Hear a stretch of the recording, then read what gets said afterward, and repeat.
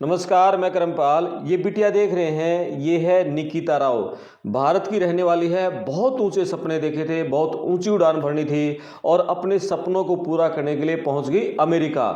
America जाने से पहले इसने भारत में जवाहरलाल नेहरू टेक्नोलॉजिकल यूनिवर्सिटी से फार्मेसी में पीएचडी की पढ़ाई की और बहुत अच्छे नंबरों से पढ़ाई हुई। उसके बाद अमेरिका में university of Maryland Baltimore county से हेल्थ केयर प्रोफेशनल टेक्नोलॉजी में मास्टर्स की डिग्री की।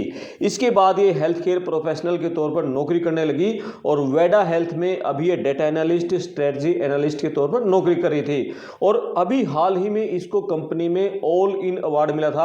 यानी बहुत अच्छी परफॉर्मेंस थी, बहुत आगे जाना था, ऊंची उड़ान इस बिटिया को भरनी थी। लेकिन सारे इसके सपने चकनाचूर हो गए और इसके सपनों को खत्म किया इसके प्रेमी अर्जुन शर्मा ने।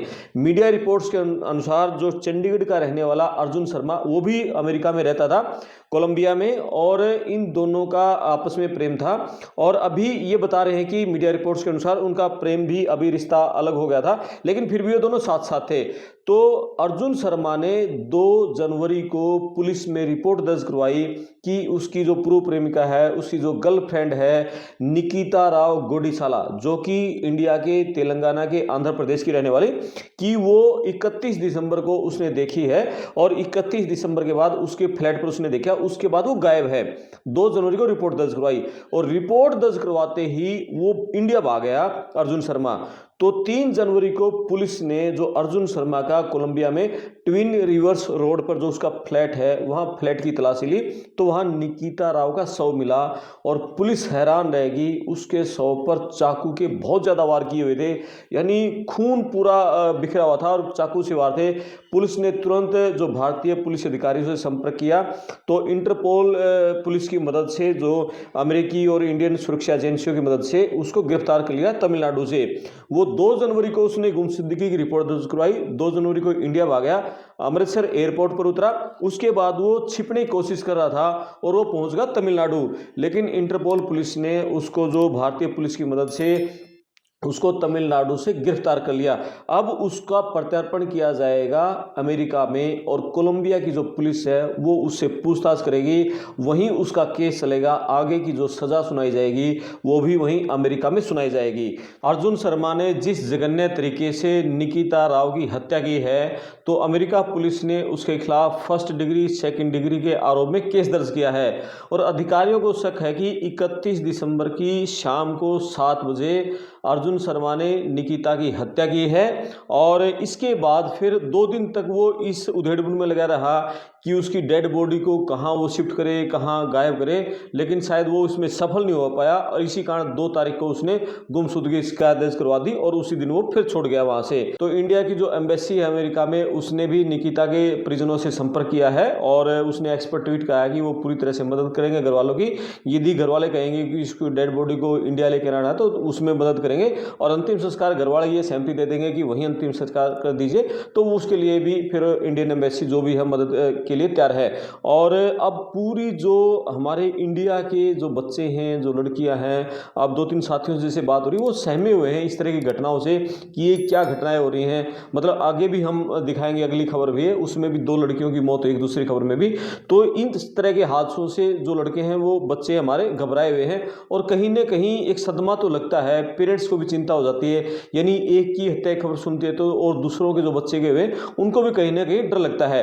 तो ये तो था मामला निकिता का। तो बहुत मतलब दिल दहलाने वाली खबर है, एक बेटी इंडिया की। आप इसके फोटो देखेंगे, क्या अरमान थे इसके, कितनी ऊंची उड़ान भरनी थी, क्या सपने लेकर अमेरिका में गई होगी। और अर्जुन शर्मा के साथ इसका प्रेम था। अभी जो मीडिया रिपोर्ट्स के अनुसार प्रेम इनका टूट गया था, लेकिन फिर भी ये साथ साथ रह रहे थे, रिश्ता था। लेकिन ये जो निकिता राव गोडीसाला है, जो तेलंगाना के आंध्र प्रदेश की है, ये अकेली रहती थी, मैरीलैंड के एलिसोट सिटी में अकेली रहती थी।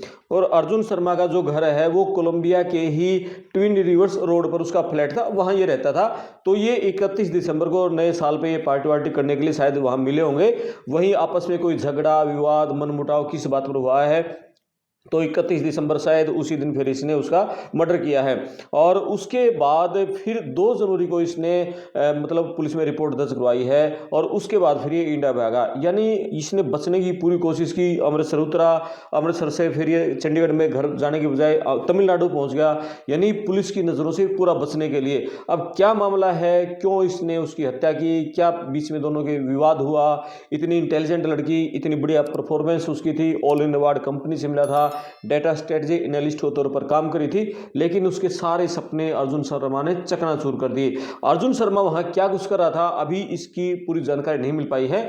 जो भी जानकारी मिलेगी हम आपके साथ शेयर करेंगे। इसके अलावा अमेरिका से एक और बुरी खबर है। ये 2 छात्राएं हैं, ये भी इंडिया की रहने वाली हैं और 3 साल पहले अमेरिका गई थी, मास्टर्स की पढ़ाई इन्होंने पूरी की, अभी ये नौकरी की तलाश करी थी, कैलिफोर्निया में अभी ये रह रही थी। तो अभी नए साल से 2-3 दिन पहले ये 8 दोस्त इकट्ठे होकर अल्बामा हिल्स, पहाड़ी इलाका बहुत सुंदर, वहां घूमने के लिए जा रहे थे।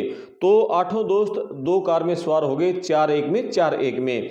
तो एक गाड़ी में जो 4 थे, ये दोनों हैं, एक मेघना रानी है 25 साल की, एक भावना है 24 साल की, और ये दोनों तेलंगाना के महबूबाबाद जिले की रहने वाली हैं।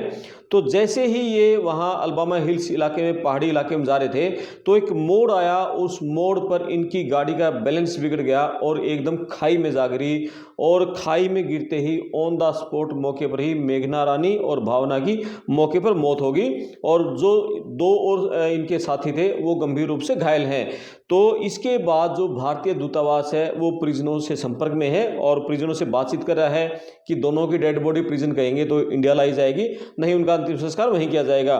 तो ये दोनों बातें ये तो सिखाती हैं कि आप घर से दूर जब हैं तो बहुत ही संभल कर रहना है, क्योंकि आपको घर वालों ने इतनी दूर भेजा है।